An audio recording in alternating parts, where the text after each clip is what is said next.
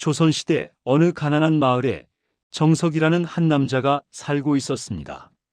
30세의 가난한 농부로 아내 순이와 함께 작은 초가집에서 근근히 살아가고 있었습니다.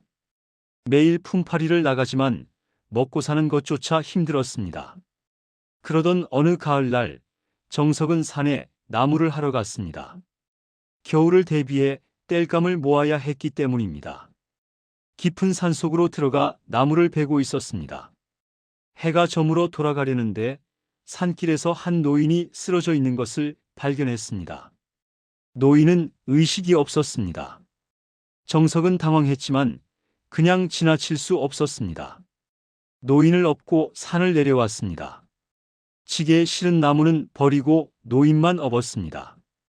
힘들었지만 포기하지 않았습니다. 간신히 집까지 모시고 왔습니다. 집에 도착하자 아내 순이가 놀랐습니다. 하지만 남편의 설명을 듣고 곧 이해했습니다. 두 부부는 노인을 방에 눕히고 정성껏 돌봤습니다. 따뜻한 물로 몸을 닦아주고 귀한 쌀로 죽을 끓여 먹였습니다. 자신들이 먹을 양식이 줄어들었지만 개의치 않았습니다. 사흘 후 노인은 깨어났습니다. 눈을 뜨자 낯선 방이었습니다. 정석과 순이가 옆에 앉아 있었습니다. 노인은 무슨 일이 있었는지 물었고 정석은 산에서 쓰러져 계셨다고 설명했습니다. 노인은 깊이 감사하며 목숨을 구해준 은혜를 잊지 않겠다고 말했습니다. 일주일 후 노인은 완전히 회복했습니다. 떠나기 전날 밤 노인은 두 부부에게 말했습니다. 자신은 이 산을 지키는 산신령이라고 밝혔습니다. 두 사람의 선한 마음에 감동했다며 소원 하나를 들어주겠다고 말했습니다. 정석과 순이는 놀랐습니다. 하지만 정석은 고개를 저었습니다. 그저 사람으로서 당연한 일을 했을 뿐이라며 소원 같은 것은 없다고 말했습니다. 순이도 고개를 끄덕였습니다. 노인은 더욱 감동했고 그렇다면 큰 복을 내려주겠다고 말했습니다. 다음 날 아침 노인은 떠났습니다. 그런데 이상한 일이 벌어지기 시작했습니다. 정석이 밭에 나가보니 척박했던 땅이 하룻밤 사이에 비옥해져 있었습니다. 흙은 검고 부드러웠고 물도 풍부했습니다. 집 뒤편에는 샘이 솟아나 있었습니다. 정석은 놀라워하며 씨를 뿌렸습니다. 가을이 되자 엄청난 수확을 거두었습니다. 이전에는 상상도 못할 만큼 풍성했습니다. 이제 가난에서 벗어날 수 있게 되었습니다. 정석과 순이는 감사하며 산신령께 절했습니다. 하지만 그것이 전부가 아니었습니다. 몇 년 후 정석이 밭을 갈다가 큰 항아리를 발견했습니다. 땅속 깊이 묻혀 있었는데 쟁기에 걸려 나왔습니다. 항아리를 열어보니 금은 보화가 가득 들어 있었습니다. 정석은 그 재물로 더 큰 집을 지었습니다. 가난한 이웃들도 도왔고 마을에 서당을 세웠습니다. 자신이 받은 복을 나누었습니다. 마을 사람들은 정석 부부의 선행을 칭송했고 모두가 존경했습니다. 그런데 어느 날 큰 시련이 찾아왔습니다. 마을에 큰 가뭄이 들었습니다. 마을의 온 논밭이 말라붙었고 사람들이 굶주리기 시작했습니다. 정석의 논밭도 예외가 아니었습니다. 물이 말랐고 농사를 망칠 위기였습니다.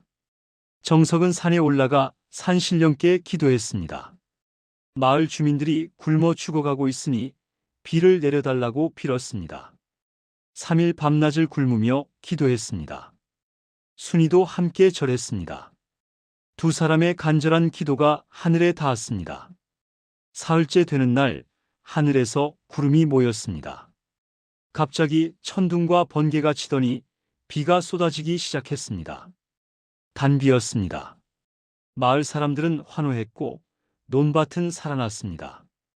정석의 논에는 특히 물이 가득 찼습니다. 집 뒤편 샘물도 다시 솟아났습니다. 그해 가을 풍년이 들었습니다. 정석의 논은 물론이고 마을 전체가 풍작을 거두었습니다. 사람들은 정석의 기도 덕분이라며 감사했습니다. 정석은 겸손하게 고개를 저었지만 마을 사람들은 그를 더욱 존경했습니다. 세월이 흘러 정석은 50세가 되었습니다. 그는 평생 선행을 멈추지 않았습니다. 가난한 사람을 돕고 마을을 위해 헌신했습니다. 순이도 남편을 도우며 함께 선행을 베풀었습니다. 두 사람에게는 자식도 여러 생겼고 모두 훌륭하게 자랐습니다. 어느 날 그 노인이 다시 나타났습니다. 정석과 순이는 놀라며 반가워했습니다. 노인은 말했습니다.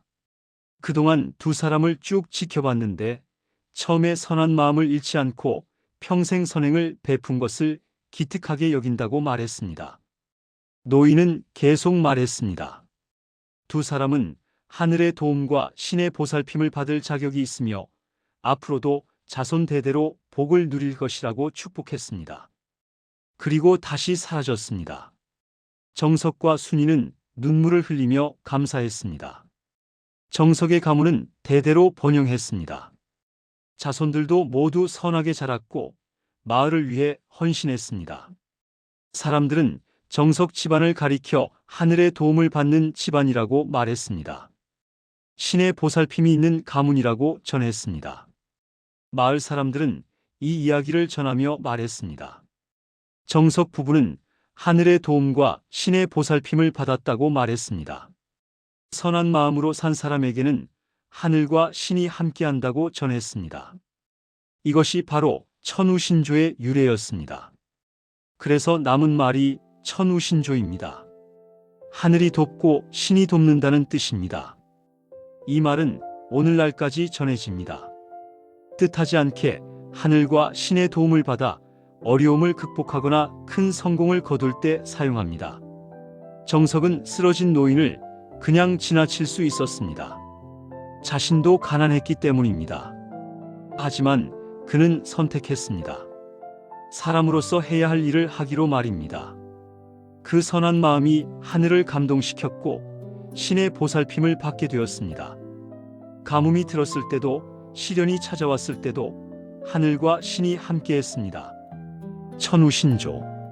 정석과 순이는 사라졌지만 그들이 남긴 교훈은 여전히 남아 있습니다. 당신은 하늘의 도움을 받을 만큼 선하게 살고 있습니까? 구독과 좋아요 부탁드립니다.